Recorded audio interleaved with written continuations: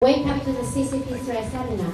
So this is like the second round, and our title changed to Countering the CCP Threat. So first we wake people up. We have done such seminars in various towns and cities inside Orange County. We've done it in Mount Hope, Deer Park, Middletown, and Wold. And then people really want to know, what can we do? That's why now we have a town hall talking about what are the actions that we can take to counter the threat. Since last we held our last seminars, there's a lot have happened in terms of dealing with the CCP threat. So without further ado, I want to first introduce Fang Fei, our hostess, and she has been working as a host and as an independent, she worked in TV as a journalist and a host for years, very seasoned, very popular, and we're very happy to have her. And she's going to introduce the rest of the guests. Thanks. Thank you, Meila. Hi everyone, welcome to this town hall meeting. It's quite a serious topic for festival, but I think it's very needed and very much very important. So it's really great to be part of this event here. We're going to talk about the CCP threats to America, as well as how to counter the threat. I think back in February, we all witnessed China's spy balloon flying across the United States soil, all the way across, and got shot down outside of South Carolina. So that probably made a lot of Americans realize that the threat from the CCP is very tangible. So today we have three guests here who have in-depth knowledge in this area. They're going to talk about the threats and how to counter it from different perspectives. So I'm going to just quickly introduce them. Our first guest here is, to my left, is Chris Bach. Chris is a Hudson Valley-based researcher specializing in communism's influence on religious denominations. He currently holds the role of program manager of subscriptions at the Epoch Times in Manhattan. Welcome, Chris. Thank you. Thank you. So our next guest is Shen Yun, Dr. Shen Yun, former U.S. Army officer and microbiologist, co-founder of CCP Biothreats Initiative, member of the Committee of Present Danger China, assistant professor of biomedical science department at Feiting College at Middletown, New York. Welcome, Shen. Thank you. Our third guest today, some of you may recognize his face. He's a famous YouTuber. Chris Chappell is the host of China Uncensored, a YouTube channel with close to 2 million followers that has been exploring how China impacts the U.S. Welcome, Chris. So we have two Chris today. I'll just have to call Chris Bob, Chris Jr. Chris Jr. and Chris Sr. Great. Okay, so yeah, each of them. But each of our guests today have very in-depth knowledge in certain aspects of CCP threats to America and how to counter it. So I'll just let them first give some introduction about each of their specialization. So we'll start with Chris Bob. Hello, everyone. Good, it works. So I live around here. I'm from Ulster County, actually, and I live in around New Paltz area. And I went to college upstate near Albany, by the capital of New York, and I studied communism there. It's an interesting thing to do. You might ask yourself, what can you do with a degree in communism? And for a time, I was unemployed. But I found great work at the Epoch Times in Manhattan, which is an organization which is devoted to telling people the truth, especially in media right now. We need that more than ever. My specific research focus was on the influence of communist agents on different religious denominations. And so I studied not only communism in China, but also communism in Russia, and also how communism affects the US. So I don't know if you want me to go through my rundown right now. Just a big picture here when asking ourselves, what is the CCP threat? How is China influencing the US? I prepared around a baker's dozen different ways that China is involved in influencing the US in a negative way. And this is going on through the CCP directly. So the first one is supplying cartels with deadly chemicals, fentanyl and meth. Fentanyl, we know, of course, a huge percentage of it comes from China. The DEA recently seized more than 50 million fake pills and 10,000 pounds of fentanyl powder. And that's enough to wipe out 379 million people. That's how powerful fentanyl is. And aside from fentanyl, they're also doing it with meth. And for meth, you have about 2 million users in the US. 2 million people are addicted to methamphetamines in America. And China looks at that the CCP looks at that as a market. And it's right now, in North America, the meth industry is worth about $40 billion. So they're supplying a lot of the chemicals that are used in the construction of meth and fentanyl, and then those are then going through Mexico and they're coming to the US. Another thing is unleashing disease on innocents around the world. I don't think that needs much talk here. Yeah. Then we're going to go to sending our kids toxic toys. So there's toys coming in that are full of lead, full of things that interrupt children's endocrine systems. Then we have hacking our businesses and stealing our intellectual property. Recently there was a big hack with Microsoft. Monitoring us and our children through their apps. We know an app. Infiltrating our companies and agencies with spies. Should have put it on one sheet. Buying up hundreds of thousands of acres of American farmland to feed their nation and redirect our food. This hits close to home because Hudson Valley is a big breadbasket over here. So China owns about $1.4 billion worth of our farmland, and they're sending that away. Controlling the manufacturing of life-saving pharmaceuticals, setting up their own police stations on our soil. This is a really interesting point.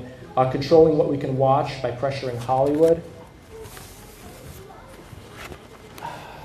Flying a spy balloon over our country, we talked about that one. Manipulating military and public pension funds to finance their own country's development. Creating Confucius Institutes to fabricate a false image of China in America. Hacking our government and compromising our elected officials.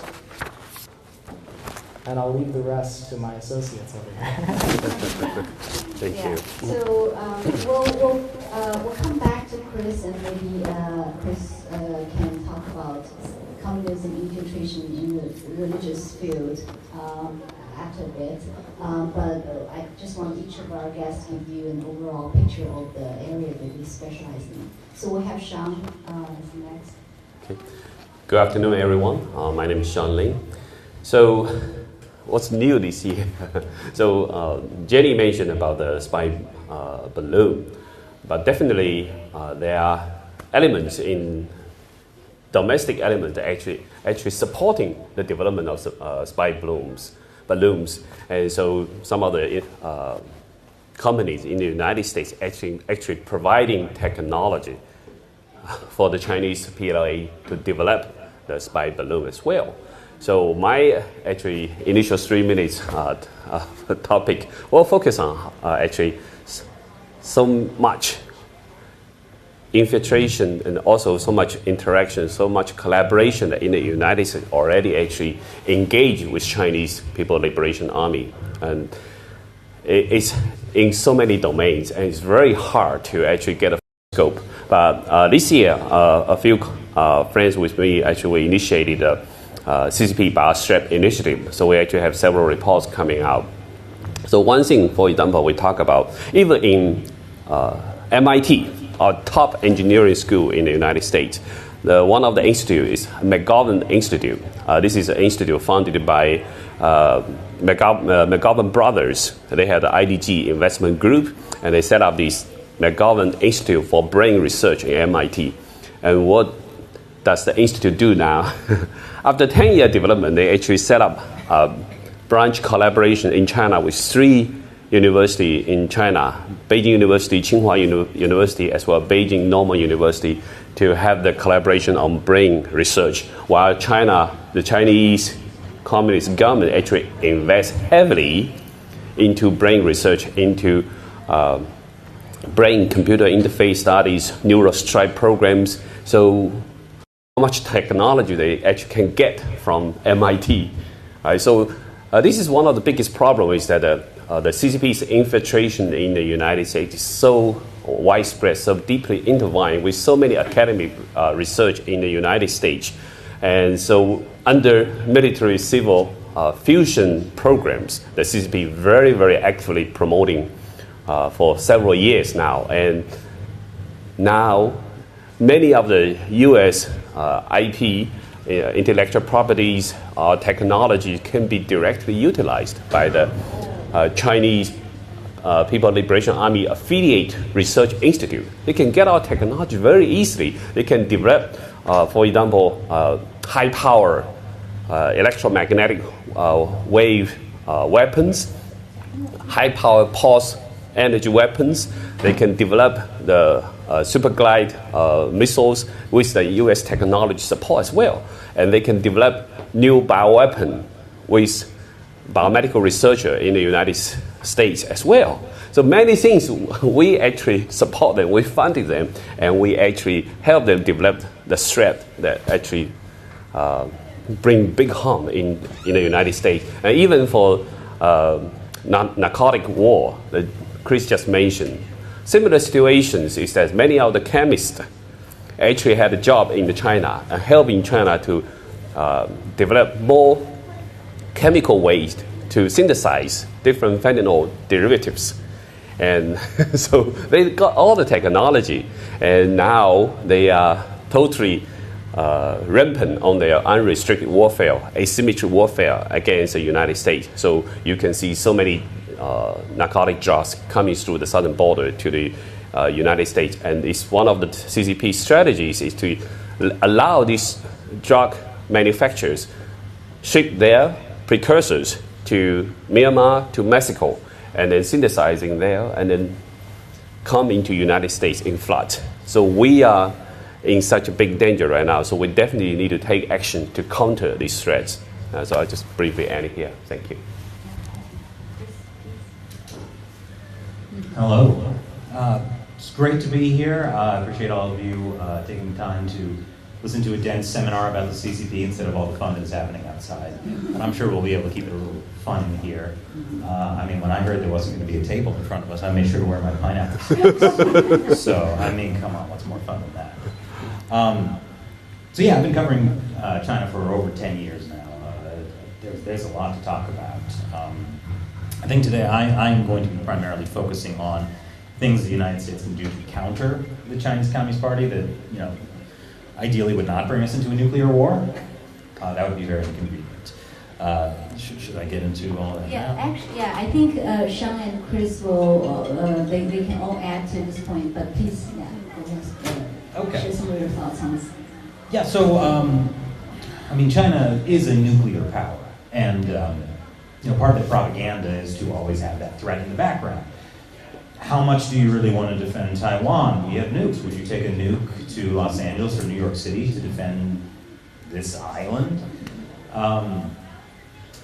And that really is a trap of the Chinese Communist Party propaganda, because there is really a lot the United States can do to stand up for our own national sovereignty and the sovereignty of countries around the world from communist influence that don't rise to the level of military action. So one example I can give you is currently the United States owes China about $850 billion. That equates to $95 million of interest paid to China every day. Keep in mind, this is an authoritarian communist regime that has said it wants to destroy the United States. We're giving them money. Not a good thing. So what can be done about that? Well, currently, China actually should owe the US about $1 trillion. And the way that works is, before the Chinese Communist Party took control of mainland China, The government of China back then was called the Republic of China. They took out a bunch of bonds, basically as a way to raise money to build up China's infrastructure. According to how international law works, since the Chinese Communist Party took over China, they are the successor government. They are responsible for that, for all of those bonds, which today equal about $1 trillion. And it doesn't matter that these are old bonds. In 2010, Germany finished paying the last of its debt from World War I. In 2015, Great Britain finished paying off debt from the 18th century. So this debt is valid, and the United States can call it into play anytime the United States wants. And what's interesting is Great Britain actually did this. Back when there were the negotiations between China and Great Britain to hand over Hong Kong to Chinese communist rule, there was also a situation where China owed UK bondholders a lot of money, and part of Margaret Thatcher's negotiations was if you want Hong Kong back, you have to make good on that debt. And they did, they paid the debt. So there is zero reason that China is not paying that debt to the US. So one thing the US could do is say, hey, that $850 billion we owe you, gone.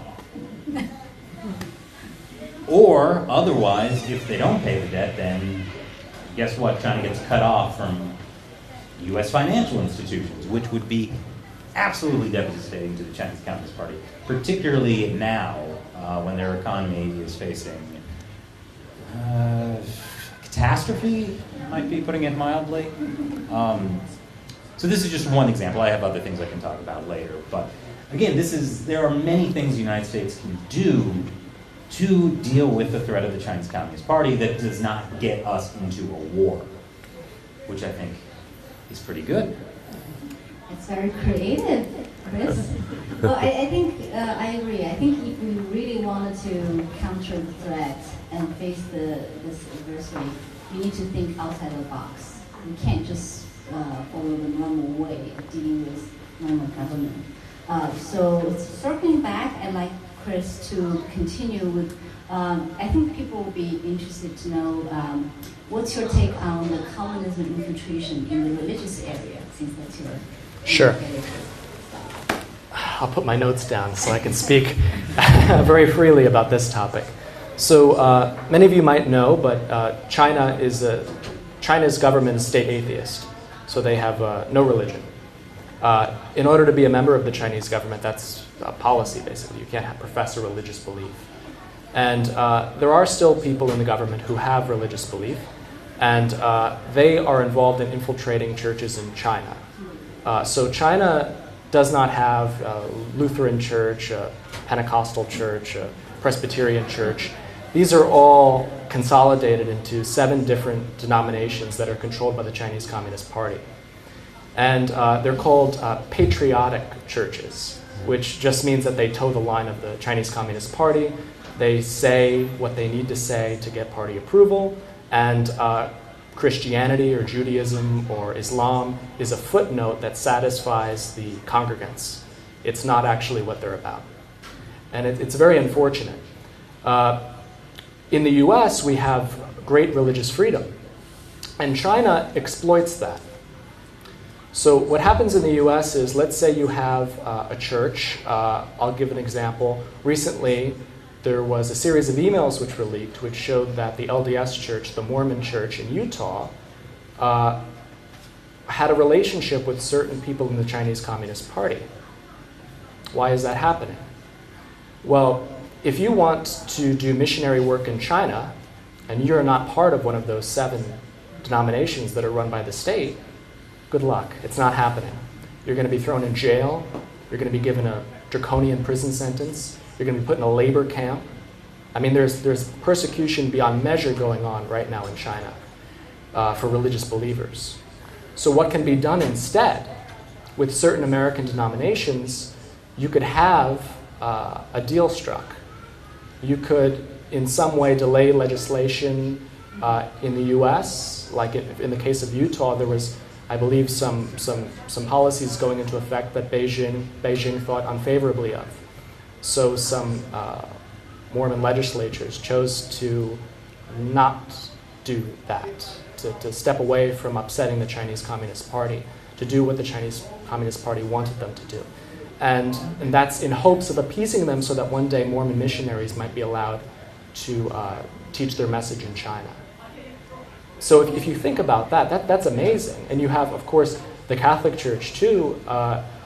They have their own Patriotic Catholic Association in China. The bishops for that association are not appointed by the Pope anymore. So the Pope is not in control of the Catholic Church in China fully. Those people have to be presented by the Chinese Communist Party. If you want to be a hierarch in the clergy in China, you have to have the nod of the Chinese Communist Party. And again, how does that affect us? Well, in America, we have the Catholic Church, and we have various other religious denominations that are very large. And certain leaders might have to be put in a position where they can't speak their conscience on China because they're worried about retaliation. Maybe we're not going to be allowed to do missionary work there. Maybe our efforts there will be diminished. You know, they have genuine concerns that they're trying to save souls over there. They want to get something done. They have to strike a deal. So we need to be very proactive and hold these people to account who are supposed to be shepherds, that their role is to protect the spiritual integrity of Americans and also people abroad. But going through the Chinese Communist Party is a pact with the devil. So just to explain a little bit, so our format today is supposed to be a town hall. So we will open up our discussion to everyone, you know, for everyone to ask questions and participate in the discussion. So I just quickly let the other guests talk about some, just one or two questions, then we'll open up the discussion. Because our main theme today is countering the threat. I'd like to ask Sean to continue with your discussion about, because you mentioned fentanyl. So, of course, I think a lot of Americans already knew that it's a major issue, and the issue came from China. Mm-hmm. So how do we counter that? I think one of the first steps that we need to take is don't trust the Chinese government. Don't trust the diplomatic routes to deal with China regarding narcotic control or counter narcotic control the Chinese government claim that they have. So at least in the United States, last 3 administrations, they all resorted to diplomatic measures. They negotiate with Chinese counterparts, DEA's counterparts in China, and talk about international collaboration to control the drugs. And sometimes CCP promised, like in 2017, Xi Jinping promised that he will actually take a hardline, crackdown on the fentanyl productions in China. But did it really work? The Communist Party didn't really target those main fentanyl production like centers, like for example in Wuhan. In Wuhan alone, there are more than 2,000 factories producing fentanyl precursors, different dual-use chemical drugs. The government didn't take any severe measures to control it. They just, in the government's document, they talk about banning the whole class of fentanyl and their derivatives.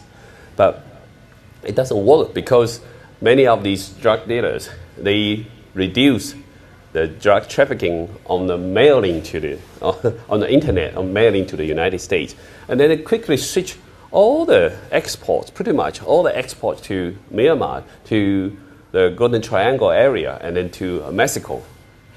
And then not only they ship the raw material, ship the precursor chemical to there, they ship their talents, they ship their chemists, they ship their manufacturing experts to those places to help them establish the factories, how to make fentanyls from those precursors. And even people who request an order from China, you'll receive an instruction about the chemical procedures, how to make fentanyl. They give you the instructions. And even now in Sinaloa, in Mexico, there are about 2,000 Chinese there too. They are helping the Mexicans to build up the capacity to produce the fentanyls. And this is actually reported by Brookings Institute in one of the reports released last year. So basically, it's very clear for them how to evade the international narcotic control, anti-narcotic campaigns. They know how to avoid these And they know the Chinese government give them actually a lifeline. You can do other ways. As long as you're not doing it in China, the Chinese government may not target at you. And they are not arresting those drug dealers. And they know clearly who are those drug dealers in China. Like one of the people that's being actually on the United States wanted list, Zhang Jian. And he has been one of the main drug dealers in China. But the Chinese government still protect him. They are not arresting him. Another guy, he was actually put on the wanted list in 2021. His name is Ye Chunfa. His company is based in Wuhan in China. And he is one of the biggest drug dealers in China. Even the United States want to arrest him. The Chinese government didn't take anything. The guy is still hiding in China.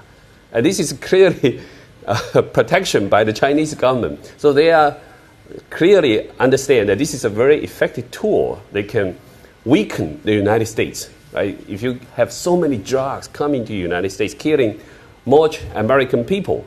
The latest data I saw is more than 100,000 American people died last year due to the fentanyl overdose.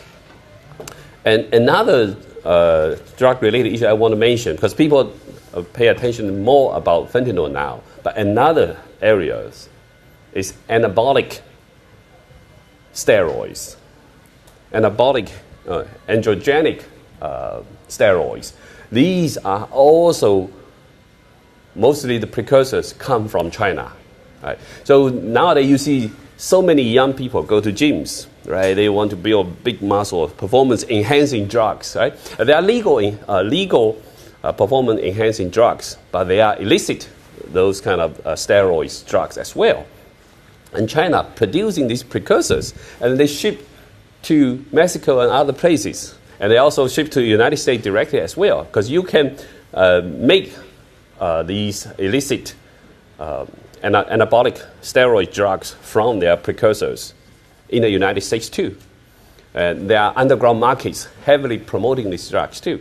And these is not like fentanyl. You are not going to die right away, but you will suffer tremendously in a few years if you take these illicit drugs.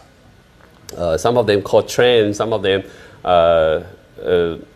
is very, very potent compared to legal steroid drugs. So it's very addictive too. This is, even though we do not call it a drug, but it's like addiction drug. You can become addicted very, very easily.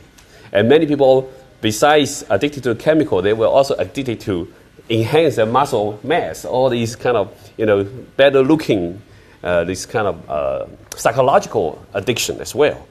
And so these actually create a huge market for Communist Party as well. They also encourage many other chemical industry in China producing more of these precursor chemical products. And they can easily ship to the United States. And sometimes as a dual usage chemicals, and sometimes they can even put a fake label on the products. They call it pet food powders or things like you can still shipping. And so these are very dangerous drugs. And many young people, they will suffer severe neuropsychological damages and renal failures in a few years if they're taking these illicit anabolic drugs. So these are also harming younger generation in the United States. And it takes time for people to realize this tremendous impact that it will be. It's not like fentanyl, right? You see overdose, the emergency vehicle come, or someone probably will die due to fentanyl. But these take years, but it will significantly weaken the younger generation. I saw data in the United States nowadays, even in high schools. High school juniors, 12th grade, there are more than 4% of the young males in the high school, 12th grade, they are taking illicit, so-called performance-enhancing drugs, these anabolic drugs. And they feel they look stronger, they look better, they can show off in the gym. But you are on another drug addiction route. It's so dangerous. So maybe the U.S. government should tell the CCP regime that if you don't stop the inflows of these drugs, we'll write off all the debts we owe you. I can't believe China is making trend. Yeah. That's absurd. More plates, more dates. We need you to do a video on that. I mean, Yeah, there's these guys on YouTube called the Tren Twins. They're like, I don't even know if they're 18. They're pumped themselves full of Tren, big muscles. Yeah. I wonder where it's Scary coming from. looking muscles. Yeah. Yeah. My God, I want those muscles. Wow, yeah. So that gives you an idea of just how insidious all this is. That even American gym culture has been infiltrated by the Chinese Communist Party. Thanks so much. It's kind of actually like, the painkillers, right? Through overprescribing the painkiller, you create a market for people who get easily addicted to different drugs. Now through the legal performance-enhancing drug, they create a huge market. People want these drugs, and now they exporting all these illicit anabolic drugs. So seriously, so Shen, what do you think the U.S. government should do? Well, don't trust the Chinese Communist government, and you need to put all kinds of pressure on all the import controls, tighter customs monitoring of these drugs coming in. Many of them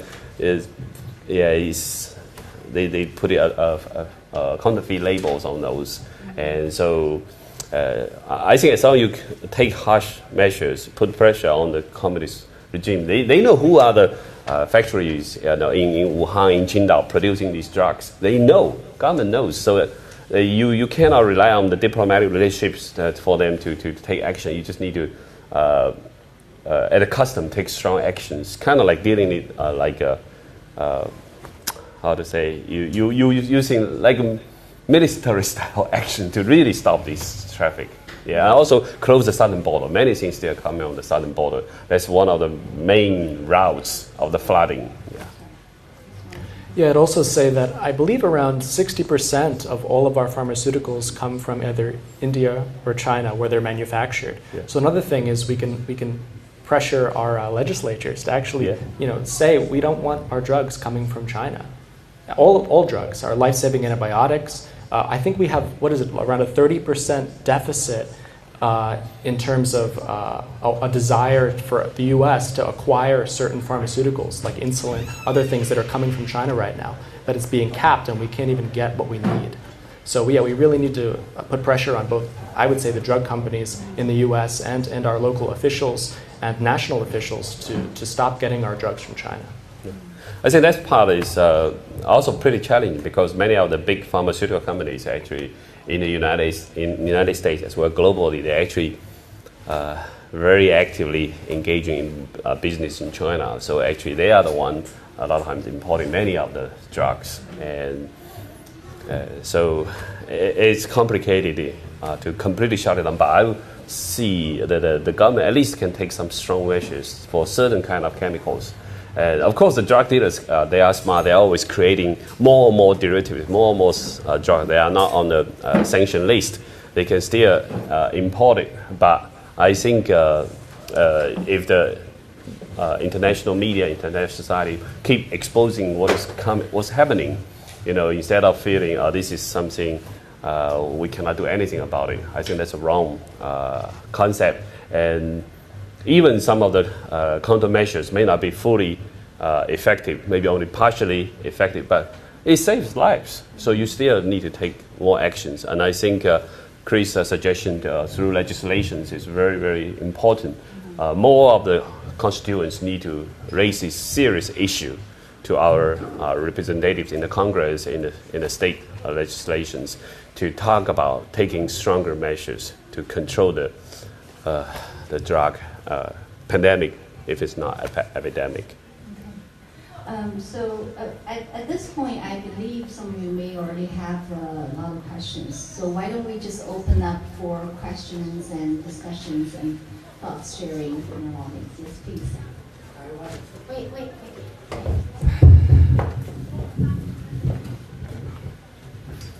I just wanted to, I think you can hear me without this, right? Might be for that up there. Yeah.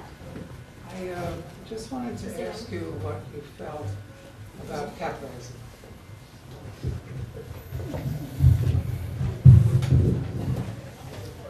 So the question is, what do you feel about capitalism, right? Yes. Okay. Anyone? Well, I guess I have the degree in communism, so maybe it's not right. Personally, I think that it's probably one of the greatest ways that we can achieve freedom as humans. I look at my case studies and looking at communist countries and how they, in terms of economics, planned their countries and what tremendous failure that resulted in. Just to give an example, in the Soviet Union, everyone knows that was the Red Terror, the big communist country, the socialist country. And they had food shortages like you've never seen before. Millions of people starved. And in the same time period, the US had an agricultural boom. So I'm against central planning. I'm against state control of religion. And you don't really have that with capitalism. So I say I'm pro-capitalism. Well, I grew up in China and lived until I finished the college degree there. So when I grew up, I always have the negative connotation about capitalism because I've been brainwashed in China for more than 20 years, right? So regarding communist socialism versus capitalism, I've always been brainwashed, always been saying for so many years, right? So always people talk about, 资本主义, capitalism, immediately feel a negative connotation behind it. Now I'm in the United States for more than 30 years. I think my understanding changed a lot. And I think there are fundamental ways that people or fundamental rights that people actually entitled to. They have the right to pursue their happiness, right? And they have the right to protect their own properties.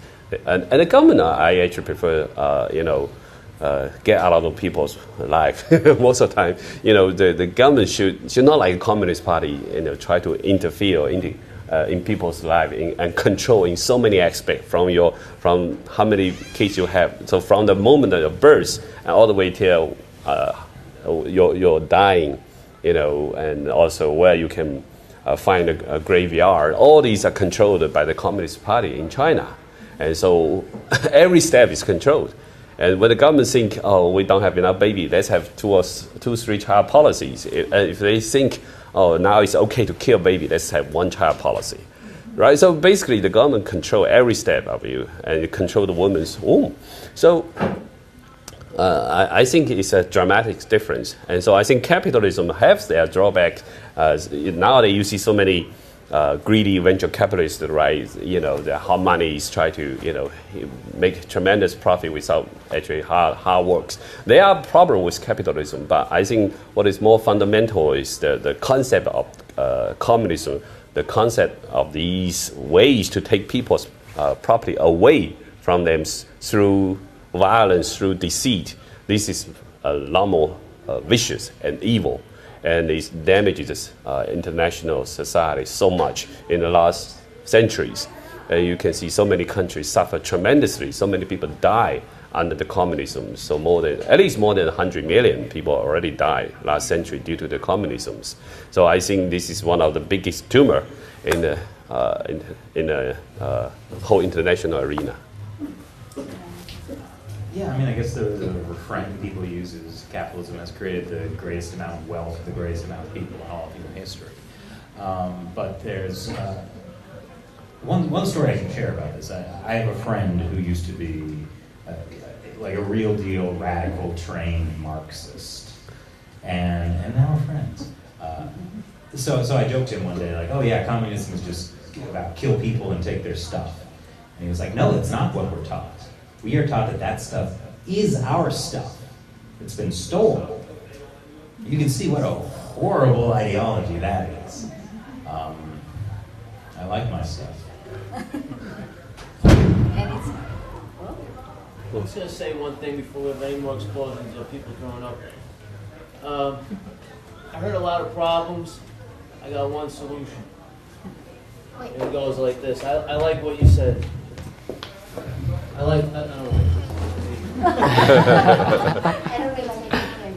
I like what you said, though. Dark forces, good and evil. I like what all you said, but there's only one solution. It goes, I saw heaven open, and behold, a white horse. And he who sat on him was called Faithful and True. That's Revelation 19, the white horse. So you have the white horse and the apostle, the rider. So we know Jesus Christ is the dove, but now we know him as the white horse. And that white horse symbolizes God Almighty, the maker of heaven and earth, going into battle. Because these are the signs of the times. Okay? All the wars have already been predicted. You know, all these famines have already been predicted. They were seen hundreds of years ago. So we were expecting this to come, even the American Indians. So the only way out of here is God Almighty is going to part the sea for us. But we as people have to say, repent and turn away from our evil ways as United States citizens. Even though it feels good, that doesn't mean it is good. You understand? For example, we have our schools. We have a lot of, say, doctrination in the schools. Let's bring back prayer in the schools. Let's get out Chinese Bibles out to China. We have freedom of publishing. Let's send them the Bibles, all the ones that are getting killed for the faith that you mentioned. That I'm all about it, and I'm for this, but that's the only solution. Okay? No, 100%. And you know, in China, this is a great point to make. Communism itself, I think personally, that it promotes a lot of things that I believe are sinful. Yes. And just like you said, you know, there's a lot of talk of, you know, the current state of the world and how things have come to be as a result, especially of a lot of the policies that the CCP and other governments that embrace communism have inflicted upon the world. And just going back to your last point on the Bibles, what's amazing is if only you could get religious texts to China. Mm-hmm. If only you could get them. In China, they edit the Bible. They have their own version. And one great example that I read recently, great as in horrible, not great as in good, the story of Jesus and the prostitute. Jesus is going along and he sees a woman who's found guilty of adultery, and she's about to be stoned by the religious authorities. And instead of her getting stoned, Jesus intervenes and he says, let he who throws the first stone, let he who is without sin throw the first stone. Right? Well, that was rewritten by the Chinese Communist Party. So instead, Jesus himself stones the woman because she was not faithful to the law. So that's where you're going under communism. So I think it's very important, it is 100% a priority that the legitimate Bible be brought to China and other legitimate texts be brought to China, and hopefully that they stop editing. Yeah, just also want to add a little bit. I do believe actually we are fighting a spiritual war against the communists. And so I think one of the most comprehensive analyses regarding about the communism is the 9 commentaries on the Chinese communisms published by Epoch Times many years ago. So in these 9 commentaries, it was clearly depicted that communism is a devil, is a red dragon in other dimensions. So the international society is fighting a spiritual war against this evil demon, right? So from this perspective, I think it's not just a religious group need to take strong action. Actually, everyone in the whole world need to take a strong stand against the communist demon. From this perspective, I think it reminded me last year I had a chance to talk to a Chinese Christian group. And so I mentioned, when I talk about these, I feel like we are helping the creators because he may have a new Noah's Ark. And we actually like to help people waking up and get on a boat. So it's helping people. So if you have to encourage people. If you have chance, talk to more people about these and help people waking up. Many people still are deceived by the communism. Even many Chinese immigrants who come to the United States for 20, 30 years still have this mindset are still being brainwashed by the communists because they're still watching, CCTVs, are still watching WeChat, all these apps coming from China, and they're still feeding the information to people. Prayer should get rid of the CCP. Amen. Amen. God bless you. Thank you. Yes, to his point, and I'd like to thank him for making it, Holy Ghost Revival is coming to the Hudson Valley a week from Sunday, the Mid-Hudson Civic Center in Poughkeepsie from 11 to 5. That's good news. But I'd like you guys, if you could, to discuss the degree of CCP infiltration into our public education system and how they did it, how they influenced, and how they infiltrated. Public education system. I just wanted to quickly mention one example. It's along the line. I just want to throw this example here, and then the guests can comment. One of the person I've interviewed in the past, her name is Van Fleet. She's the mom who stood up against the critical race theory at her school in Virginia, Loudoun County, and now she's giving different speeches across the country about the communism and how to defend our traditional value in the school education system. So she mentioned that when she was visiting Atlanta this past week, she saw something exciting in their local school system. She said in the local school, they celebrate Constitution Week. They have a teen Republican club that's not afraid to be noticed and pushed back. The world history teachers teach the Chinese Cultural Revolution, and kids are encouraged to think about the parallels between China and today's America. So I think these are the things that people start to do in their, in public school, in their local education system. So these are, directly pertaining to the question about, what's happening in our school. So with that, I'd like to. Sure. And obviously, I'm not the one to speak on it, but hopefully we'll talk about the Confucius Institutes a little bit. This is something really interesting. But I'll say from the perspective of private school, because I went to, recently graduated from college, and I tried to hold an event much like this. I tried to have a speaker come who was an expert on China and communism, and he was going to give a speech. We were at home during this because it was during the coronavirus, kind of a hot season for that, and we were all on Zoom, and I thought, maybe we could host a small event. We could have people from my school come. There can be a discussion about China, what's going on in light of everything that was happening and keeping us home. And I tried to put together this event, and you would not believe the amount of pressure that I got from my school's administrators to not have this talk. I mean, I had a Chinese student group, which was not a Confucius Institute because they didn't call themselves that.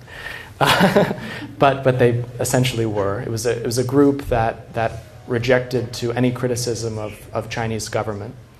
And then the school administrators, they felt that because we receive a lot of money from China, and because we have a lot of foreign students who come to study at our school, and they pay full price, we don't want to upset any of our Chinese students by having a talk. Ultimately, the talk did go on, but after maybe a week of rejection.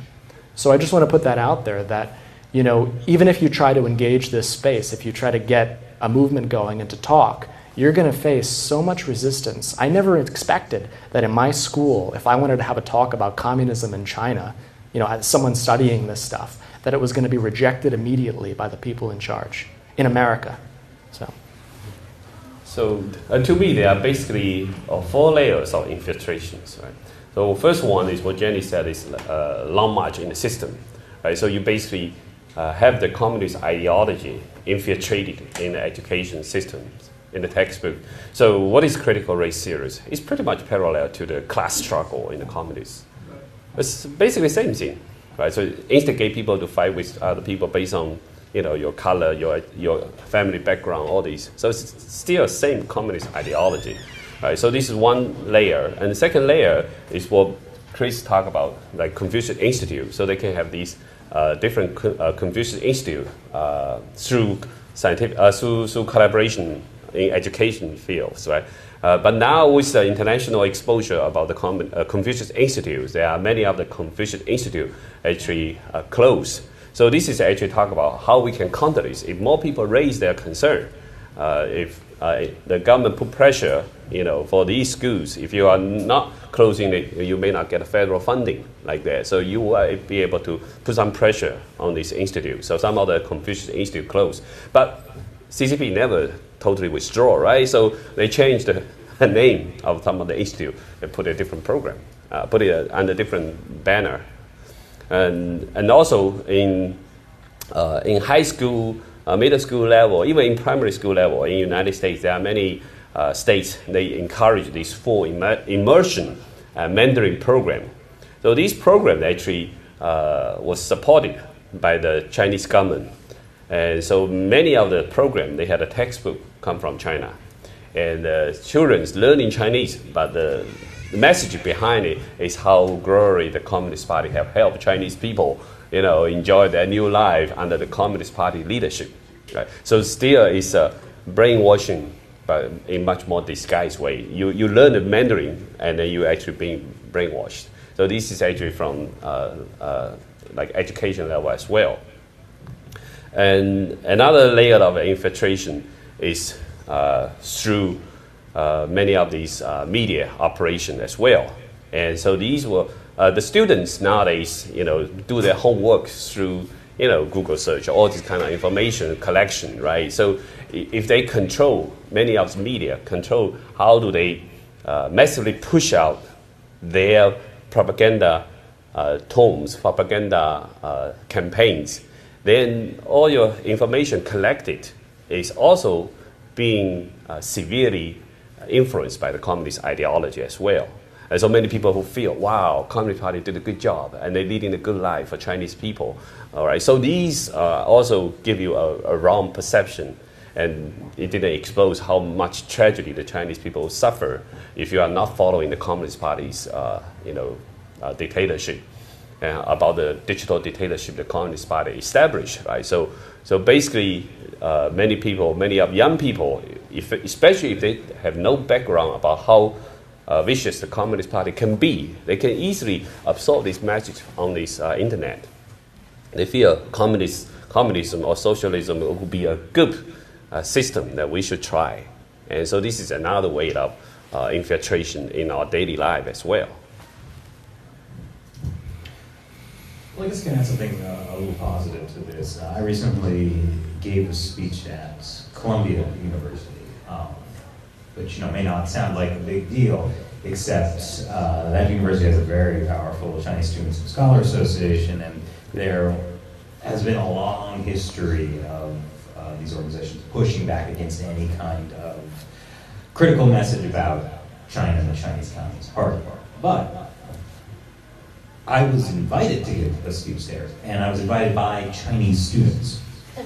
And that's a huge change because, like I mentioned, the Chinese Students and Scholar Association is basically the Chinese Communist Party's long arm into universities in the United States to keep an eye on Chinese students studying abroad to make sure that they don't say anything, critical of the party. And since some of these things that happen to these Chinese students are insidious. There was a story of one Chinese student who was studying in the U.S. and he did a post on, I think it was Twitter, comparing Xi Jinping to a villain from the old 80s cartoon show Biker Mice from Mars. I don't know if anyone remembers that. I do.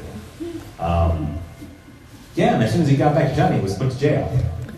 So there's a lot of fear, like with these Chinese students studying in the U.S. They legitimately feel like they're always being watched, because they always are. But what happened was after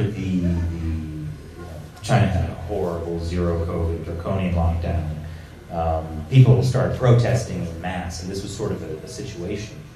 The unique thing about the COVID policy in China is that it affected everyone in China, regardless of what level of society you're at. Typically, the way the Communist Party does crackdowns is they'll target a particular group. They'll encounter revolutionaries, intellectuals, Falun Gongs, Uyghurs. It's always the other.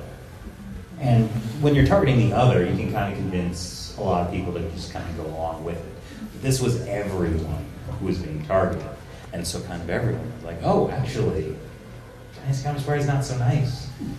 And this was a moment where, you know, everyone, so many Chinese people had this like kind of hatred of the Communist Party, but they were too afraid to say anything because they didn't know what anyone else around them said. The media, the government has complete control over the media. They have no idea if, like, you know, they can't confide in anyone because they could be a true believer and report them, get them in trouble. This was a case where suddenly everyone saw, oh, we're all kind of on the same page. And so that, just the story of me giving a speech at Columbia was a small taste of how this is such a change that is happening, where Chinese people are not just waking up, but they know what's going on and they are starting to stand up and say no to the Chinese Communist Party. So I think we are at a very powerful moment in history where, you know, I think the Chinese people themselves will take their freedom. I think we just need to, as a country, as the United States, just give a little bit of help. Or not even that, not even help, just stop funding the monster. Yes, definitely. Actually, this reminds me, Jenny, is that a couple of months ago we were in the program talking about the war in London. Oh yeah. Can you talk about that? Yeah. You know, it's interesting that in London there are, of course, a lot of Chinese students from China, and so one day some Chinese students who studied at, I believe it's the British Royal Arts Academy School, something like that. So studies art. So he get some of his followers and friends. And one night they used the white the white color to wipe out entire, because you know that the wall there, the street, is like a famous location where people just draw things on the wall freely. It's like a expression of arts, you know, freedom of expression arts, and then people draw different kinds of artistic work on the wall. One night they just wipe out everything. They just use the white color to wipe out everything, and then they write up on the wall 12 characters, actually 24 Chinese characters, and that's the core value of the socialist in China nowadays. Basically, the Xi Jinping government came up with this 24 words that describe the core values under the socialism system. They sound like the same as the universal value in the Western world, you know, equalism, even democracy, yeah, and then basically freedom and all of these. But it's so ironic because these are the things that you don't have in China. But they said these are the core values. But only they can say it. If nowadays you're in China, you wrote up freedom on one wall, you get arrested in no time. So, but this what people call them the little pink, because like these young people who supports the Chinese Communist Party, they wrote up those 24 characters on the wall, and then things becomes very dramatic. Ever since then, people start to write all of the things that against CCP, against the Chinese Communist Party on the wall. Effectively, they become a democratic wall because everyone passing by, they will say, "Oh, remember June 4th, the Tiananmen massacre. Oh, in China there's no freedom. Oh, remember the Uyghurs? What happened to Uyghurs?" So it became like a democratic wall, and everyone can go up and write about what their true thoughts about CCP. So that actually became a worldwide phenomenon because people are commenting on what's happening in London, and it really shows that nowadays around the world, people really know what CCP is about. And you see tourists, taking photos in front of those words criticizing CCP, and they feel it's very proud to be part of that. So it really shows that in today's world, people's concept of CCP really changed. Actually, with that, I actually wanted to ask one question because we're having this discussion. So I'd like to ask our audience, do you have a wake-up moment in terms of the CCP threats to U.S. or to the world or to your local community? Be it coronavirus or when you see spy balloon or when you saw something on TV? Is there any wake-up moments you'd like to share with the rest of us? Anyone has any? Well, I think looking at what happened, so within the past year, we know that in New York City, there was a secret police station that was set up. Yes. It was a blip on the news radar. There has been no follow-up information based on that. And how many people know how many other secret police stations are across the United States? Very good point. Yeah, that For 100. we don't know the total number, but the police station actually in Manhattan, that one is actually set up by people in my hometown. so sad. They were so sad. But anyways, big but is because my hometown is Fujian, so this is the province that has so much illegal immigrants as well. Illegal immigrants coming to the United States. So many of these people, they still have business in China or doing trades. And so many people still wire their money back to China. So the companies taking advantage of these situations, so threaten these Fujianese people and say, you have to toe the party line, otherwise you cannot wire money back to support your family members in China, or you lose your business. So they can easily manipulate these people.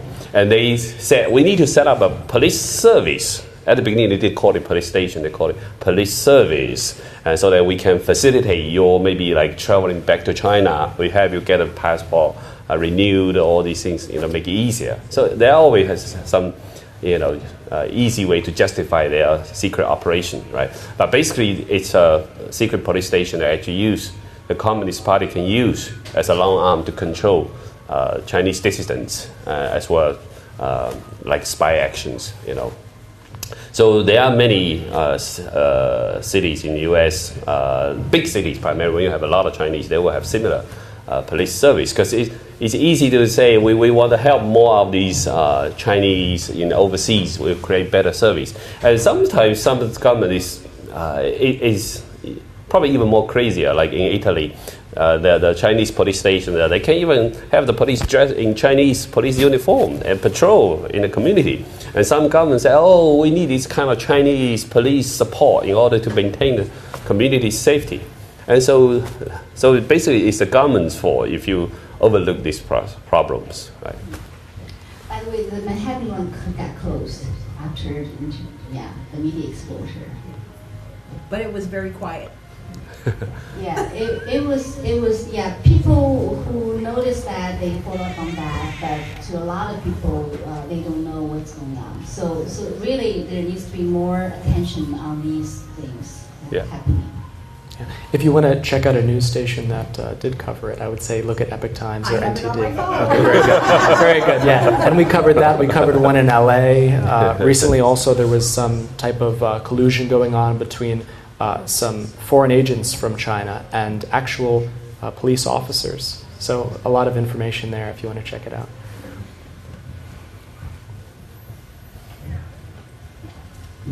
Anyone else wants to comment on something? What was the comment, the question you had? I'm sorry. The question I had was, do you have a wake-up moment when you suddenly realize the threat of the CCP to America? Or the threat of the CCP in general? What does everyone think of the coronavirus? Like when that hit America, that originally came from Wuhan, what was your thoughts about that? Yeah, so I think Americans are asleep. That they didn't smell, they didn't sniff that for what it was. Not too long after. I mean, we all were prudent to have caution, for the first month or two, but to not discern that there was something amiss. There was something that we were being lied to about. I didn't know whether it was Big Pharma or the CCP, to be honest with you, but I think we really fell asleep at the switch on that as a country. Yeah, maybe Sean can say a few things about that, because I think it's really because of the cover up of the CCP that it got spread to the world. Yes, at the beginning of the outbreak, even in the United States, there are scientists who actually clearly doubt there's a lab leak possibility for this virus. But then, of course, you know the NIH funding for these gain of function studies, and many of the scientists feel this is probably jeopardizing the relationship with China. So many are pressures. So some of these top leaders in the health sectors in the United States government decided to change the language, right? So focus on this is a natural origin of COVID virus.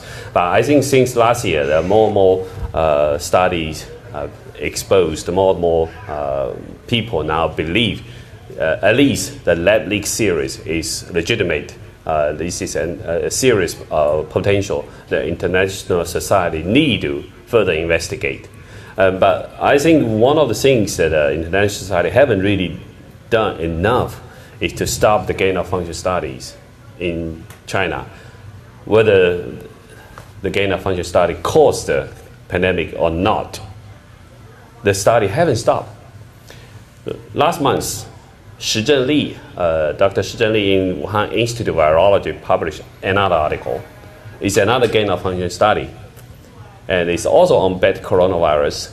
And they do additional mutations on the virus through serious passage of the bat coronavirus in mice.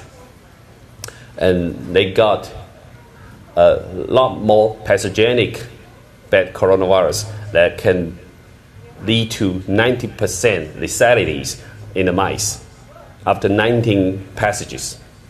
And this is the virus that can actually use human ACE2 receptors. And they know clearly this virus has the potential to infect human cell lines, infect human epithelial cells in the airways. And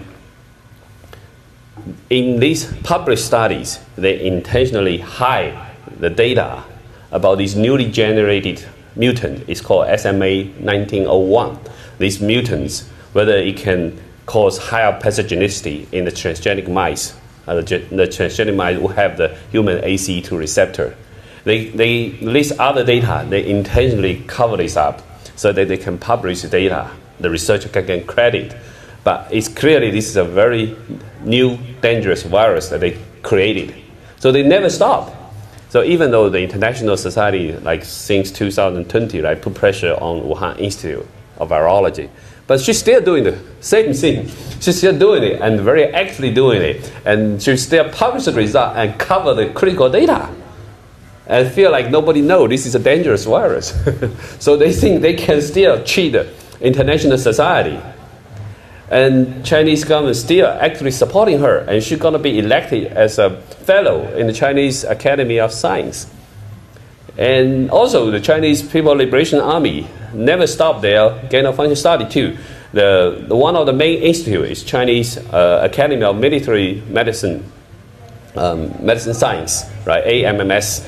They are one of the main institutes driving all kinds of gain of function studies, all dangerous research, also involving brain-computer interface as well. And also Chinese Institute of Chemical Defense have never stopped stockpiling mustard gas. And they also study new venoms from a moss, not snake, actually a unique moss. They had new venoms being studied intensively, right? So there are, I think, smoking guns everywhere, but the international society not put enough attention on these. The Chinese government signed the Geneva Convention about biological chemical weapons, but they are never going to follow this promise. So they are very actively doing it. They are making more dangerous virus. And the Communist Party is also actively collecting Nipah virus samples in Southeast Asia. You probably heard of the news, right? India had a new outbreak of Nipah virus. This is a dangerous hemorrhagic virus that can cause 80% letalities. And the Communist Party is collaborating with Eco Health Alliance with Peter Daszak, and still threw him as a white gloves to collect the samples in Malaysia, in India, in Pakistan, and then ship this sample to Wuhan Institute of Virology. And they even had a collaboration with Pakistan's military. And the Pakistan military has strong connection with a terrorist group. And they set up a net lab in Pakistan with the Pakistan military to do virus study. Have anybody ever heard the Pakistan military have a well-known virologist? Nobody. So it's clearly they are developing together for bioweapons. In the future, another outbreak happen, Communist Party can say, oh, see, that happens in Pakistan, not in China. So what do you think that people here could do? Like, how do we protect our way of life and our values and our safety? I mean, it's a question for everyone. It's challenging. Let me follow on this one. Is that DoD recently had a new review. It's called Biodefense Posture Review. And this is the first time the DoD released this kind of document. Talk about how we can protect ourselves on DoD, because talk about different layers of biothreats. One is naturally occurring, right? So pandemic, assume it's naturally occurring, and then some biotechnology breaking through, because nowadays synthetic biotechnology also make producing dangerous pathogens very easily, right? And then also bioterrorisms, right? So these three frontiers that people need to defend it. But the documents, to me, is kind of disappointing actually, because it's just like the title, it's just a posture. You're not really taking action. So it's about defense posture review. But I think at least the United States government nowadays realize that the threat is humongous, it's tremendous. And actually they point out 4 countries in the bio threats: China, Russia, North Korea, and Iran. And in this review article, many spots, China is named the #1 threat. Yeah. Anyone want to add to that? Like, what can we do? I mean, if anyone wants to comment on that, on a local level, what do you think, what do you recommend people to do? You get more engaged. Get more engaged. Yes, ma'am. Engage in terms of your things happening in your community, legislature, or? Yeah, I think people need this, and they're starting to do it more. They're starting to show up at school board meetings. They're starting to show up at their, rallies locally. But I've been very disappointed in the church because we started this country basically the British feared the pulpits more than they did the militia, because it was the church that fired up everybody to get out and put it all on the line for their freedom. But the church has been, I don't know whether it's infiltration in the seminaries or what, but they've been out of the off the field. They haven't been engaged. Hopefully that's going to change. Yeah, I want to echo that. Actually, it was a little bit disappointing too. When the Communist Party arrested Cardinal Zhang in Hong Kong, right? The Catholic churches in the United States didn't have any voice out, and so yeah, I think the church here definitely need to make a stronger stand against communism, not giving up. Yeah. But I think nowadays it all has to start from everyone's own heart. I mean, we can't rely on institutions or even churches. I mean, those are run by people as well. So every one of us, I think we just have to start realize from the bottom of our heart. Chris, you want to comment on that? Yeah, especially with the churches. I mean, I think there's a huge burden of responsibility on the congregations to speak up to their pastors and even to senior religious officials that, there can't be a soft line on evil. I mean, that you have a moral responsibility to speak out on behalf of the souls that are at risk from the CCP. And unfortunately, like I said earlier, you mentioned infiltration in the seminaries. Well, it's known that there's this red line and there's a gray line. This is something that the Chinese communists came up when it came to religion. Red line people in religious groups are communist agents, but they're kind of known. They say a lot of things that tie into like liberation theology. These are schools of theology which rebrand communism as religion. And there's this gray line, which is, I think, the most pernicious. And the gray line is essentially sleeper cells. People who are influencing things from behind the scenes, but you would never know that they were in any way connected to this kind of evil ideology. So I think, yeah, we should put pressure. We should make sure that we speak up, and we want our religious leaders to know that we are looking at this issue, and what goes on affects all of us, and we don't want to be lied to.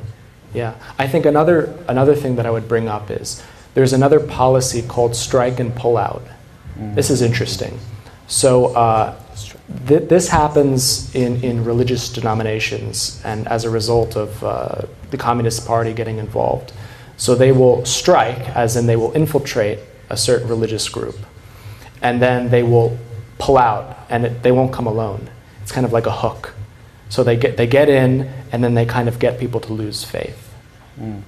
And I think that it's a horrible thing, but to think that there's a political ideology which is trying to get people to lose faith in God, you have to question why that is. What exactly is their big plan? And ultimately, from just a narrow political sense, religion, churches, these are places where people are taught what's right and wrong. And at a very, very fundamental level, that's where people build up their values.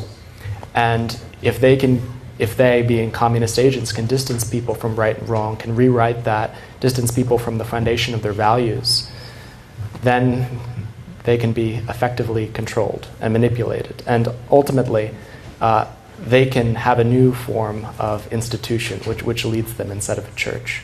So it's a horrible thing, but I think that the biggest thing you can do, really, from the perspective of somebody who attends church regularly, you go and you talk to your pastor, you go and you speak with people, you write letters to your bishop, you put pressure on them and you let them know that we are really, really concerned about what's happening. And it has effects, yes, in China, and you might be upset about what's going on if you can get missionaries over there, or maybe if you can get money. That's kind of the worst end of the spectrum. But you're putting us all at grave moral danger. I just want to add one thing to your point, sir, in terms of getting more engaged. I think parents need to be more engaged in their children's school. In the books they read, the courses they take, talk to their teachers, and check the books in the libraries. Because communism targets young people, wherever it is, they target young people, young children, teenagers.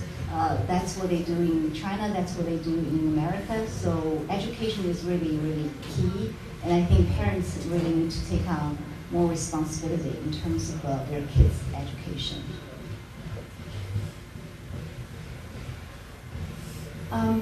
If we don't have any questions, Mila, do you want to wrap up our... I want to say something. You can take mine. Hello?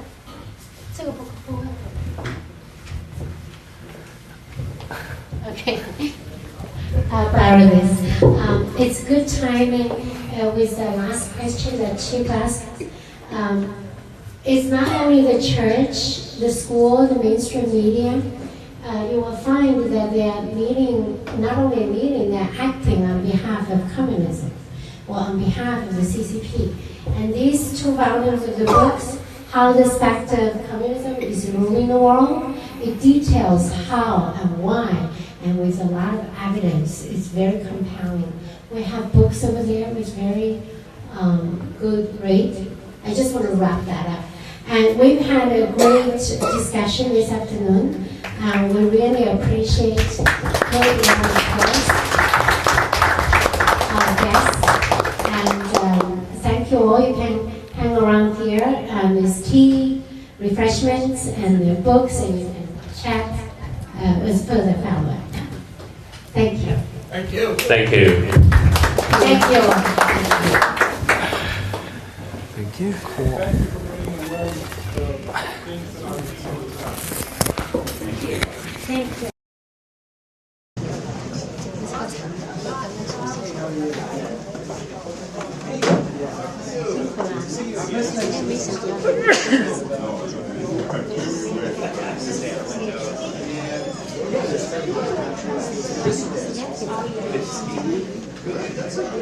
So Oliver, is it already live streamed? Can I have a link? Can I have a link?